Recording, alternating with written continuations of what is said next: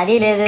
పైగా నా విగ్రహాన్ని కొనడానికి పెళ్లి సంబంధాల్లో పిల్లని చూడడానికి వెళ్ళినట్టు పొలోమను 10 మంది వెళ్తారు. అందులో ఒకడికి ఆ బొమ్మ నచ్చిందని, ఇంకోటికి ఈ బొమ్మ నచ్చిందని. నా కర్మ ఏంటంటే అక్కడ ఉన్నవన్నీ నా బొమ్మలే. మళ్ళీ తీరా 10 మందికి ఒక బొమ్మ నచ్చాక అమ్మేటోడు అలుసుగా తీసుకొని 10,000 15,000 అని బాంబు పేలుస్తాడు. ఎందుకురా బాబు ఇంత రేట్ అంటే కలకత్తా నుంచి తెప్పించాం అంటాడు. నాకు అర్థం కానిది ఏంటంటే ఎక్కడైతే నేను కలకత్తా నుంచి అయితే నాకన్నా మొనగాడు వస్తాడా, అక్కడ కూడా నేనే కదా.